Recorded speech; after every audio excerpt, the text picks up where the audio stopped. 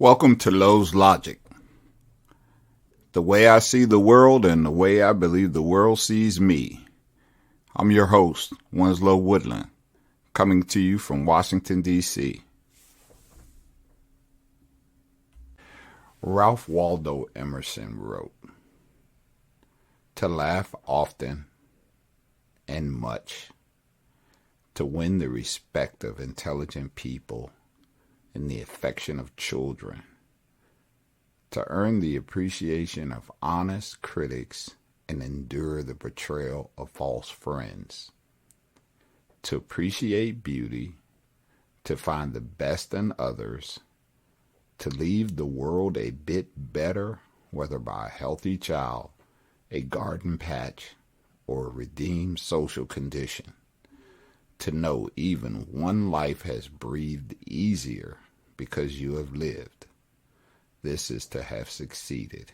Again, by Ralph Waldo Emerson. I like to start off this day talking to you about awkward moments.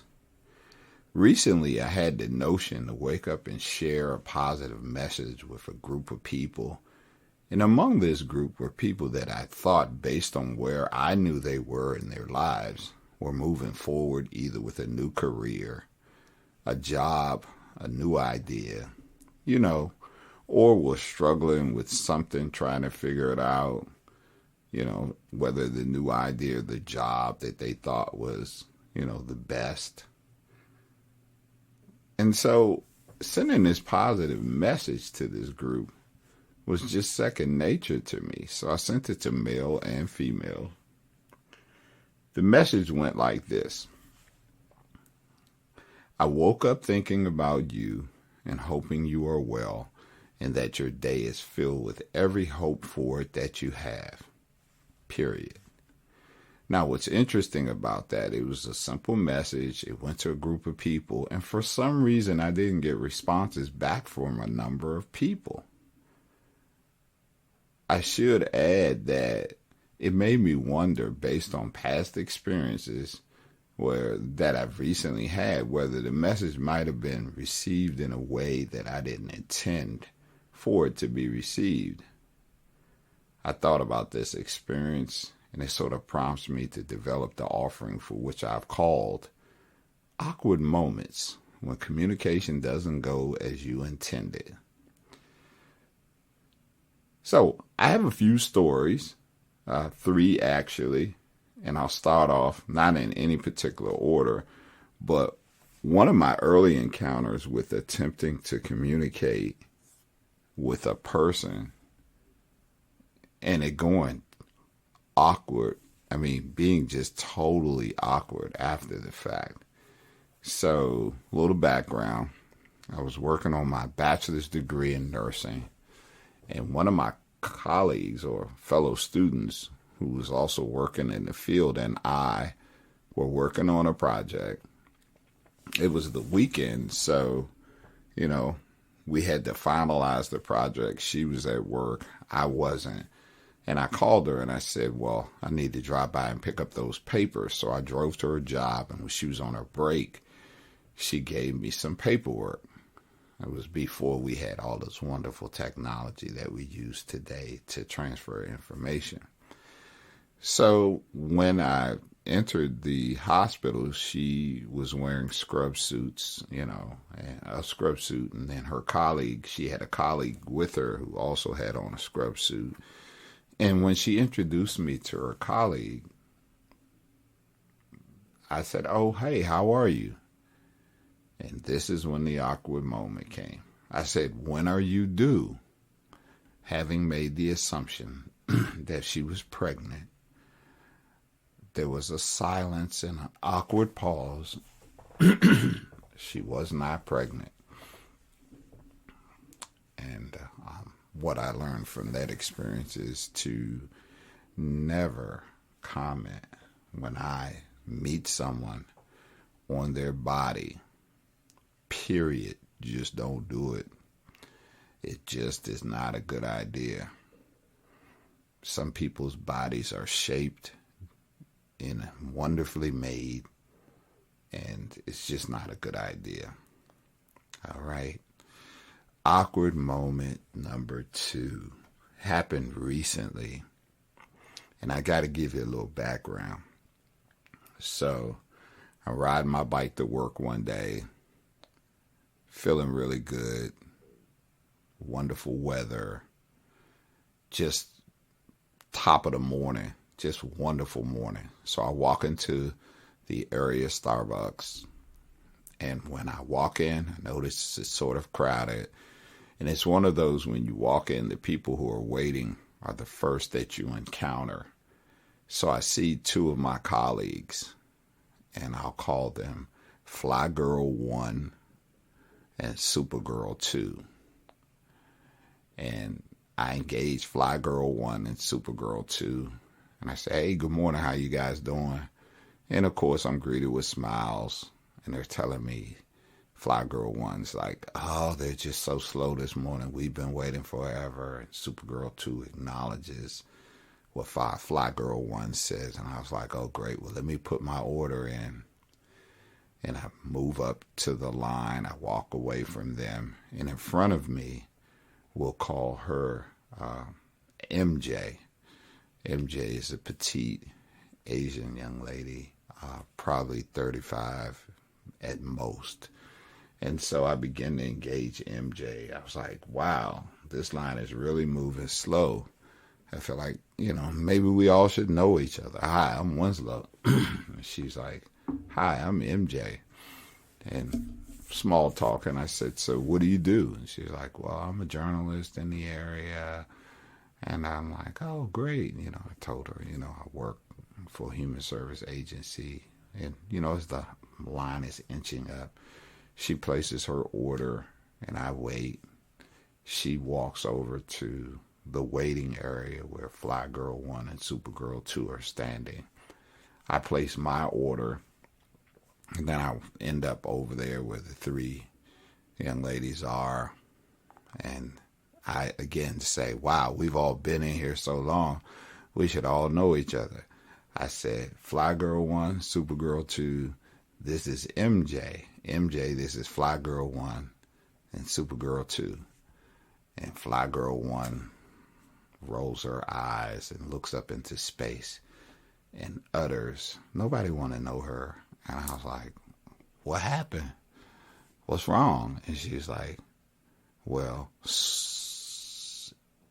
MJ dropped something and Supergirl 2 picked it up and handed it to her. And MJ did not say thank you. And I said, oh boy, wow. Because at this point, I know MJ must have heard what Supergirl 1 said. And so for full disclosure, awkward moment. I'm trying to blend 3 people together in a moment of harmony early in the morning before we get our caffeine.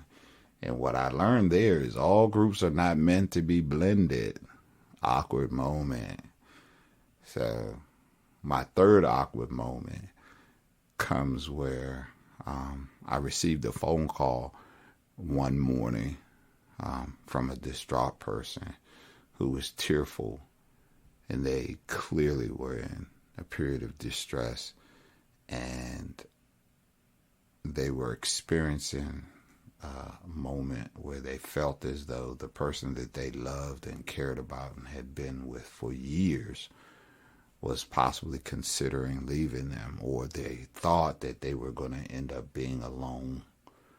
Their children had moved away and gone to college, and they were in a home all alone at that point, fearing that the person that they loved was not coming home or had intentions on leaving them. So it's not one of those conversations where I can just end quickly. So, of course, as I do, I listen. I offer support, hope. And one of the things that I chose to do was to try to uplift this person's spirit. And what I've learned from that is it's not always a good idea to use yourself in that moment to help uplift a person. So what I did was, I told the person, how beautiful they were. I told them how successful they were. I told them how well-intended they were and that anyone would be glad to have them and that they should feel no regrets if the person that they were discussing left them, because they should be able to go out and meet someone nice and maybe get someone like me. And the like me part, I explained someone who was a homebody, someone who wanted to build in a relationship and grow and brought the resources that they had to bear exclusively and expressly home to that group. And somehow I felt like I had done some good. I know the conversation ended up being stressful for me because it was lengthy, it was long, and I worried whether I had reached the person. And this conversation, I should add, went on for hours. Well, fast forward a year and a half later, I find that conversation, somehow the narrative was reshaped and formed to state that I had made comments that that person and I should maybe run away together. And that was an awkward moment for me because to this day I'm still mummified and stupefied as to how that narrative was shaped. And then I'll add one cherry on top awkward moment that occurred to me. And it was one day I woke up, I was riding in my car on the way to work, leaving my neighborhood. And as you know, I tend to do like other people. I give myself just enough time not to be late, which is not always a good thing to do. But I roll my window down. I see my neighbor. I believe he was either raking his yard or watering his grass. And I said, "Hey, man, how you doing?" You know, a friend or two and I had said, never ask people how they're doing, because if they tell you, you may not have time to listen, you may not have time to hear, and it's one of those courtesies that we really need to be nuanced about. So when I said, "Hey, how are you doing?" and they came back with, "Oh, everything's okay, my spouse and I are just finalizing our divorce." Now, I had no idea that these people were getting divorced. I had seen them. They seemed, for all intents and purposes, happy. And that one statement regarding the divorce and the look in the person's face when they said it made me feel compelled not to be, "Oh, well, hope that works out for you. Let me continue on to the office." No, I had to stop and breathe and go into a listening mode. But I must tell you, it was an awkward moment because the right side of my body was like, "Dude, you're going to be late." And the left side of my body was like, "This person really needs you to hear them now." And so I listened and I gave them my true, authentic self. And albeit awkward because I was torn between being on time and listening to someone who needed me to hear them at that moment. They didn't need my advice. They didn't need my support other than just to hear them. And so I listened. And I probably was late. I don't remember. But this is why I always tell people to put yourself in a position with your employer, unless you're a surgeon or, 15 minutes could mean life or death for the person.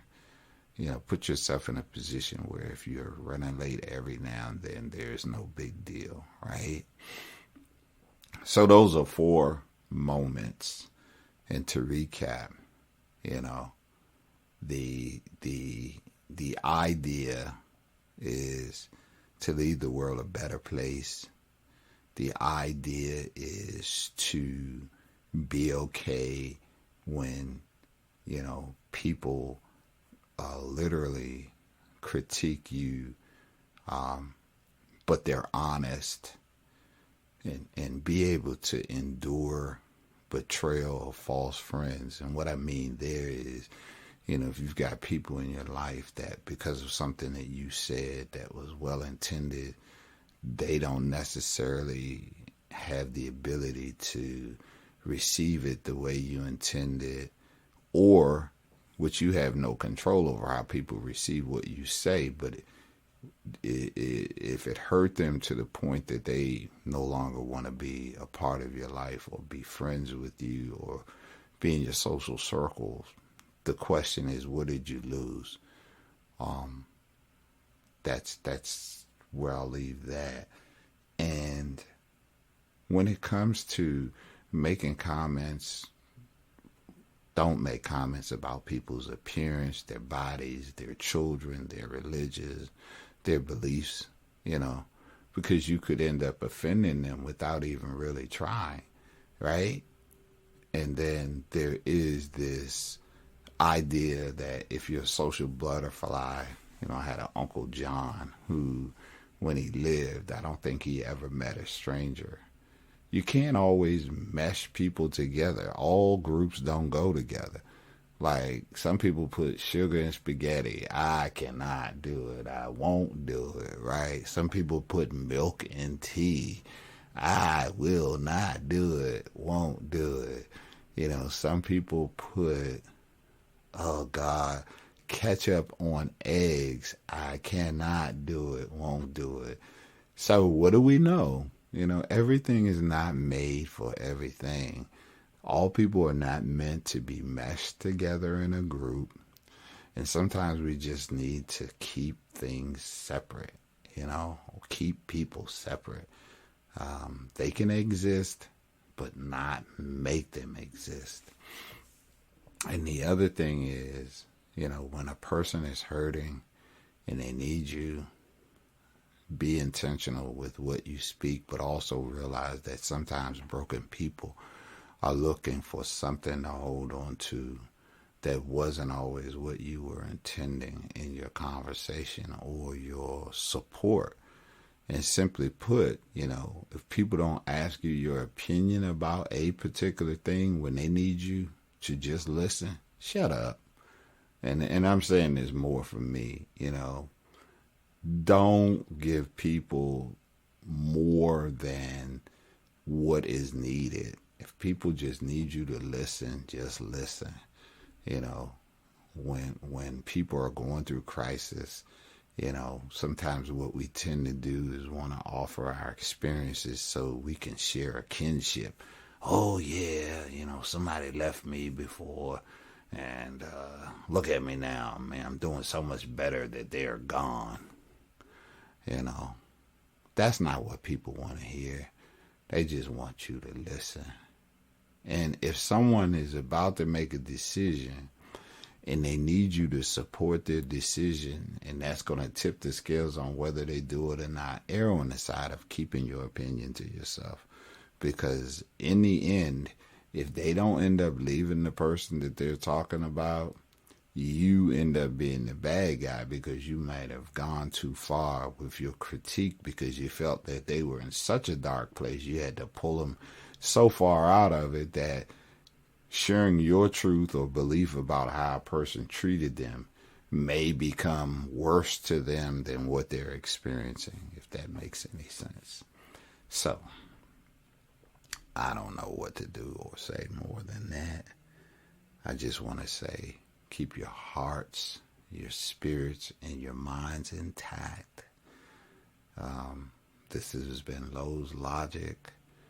You can follow me on YouTube, Facebook, Instagram, iHeartRadio, Samsung, Podcasts, Audible, Apple, iTunes, Podcasts, and be well. Peace.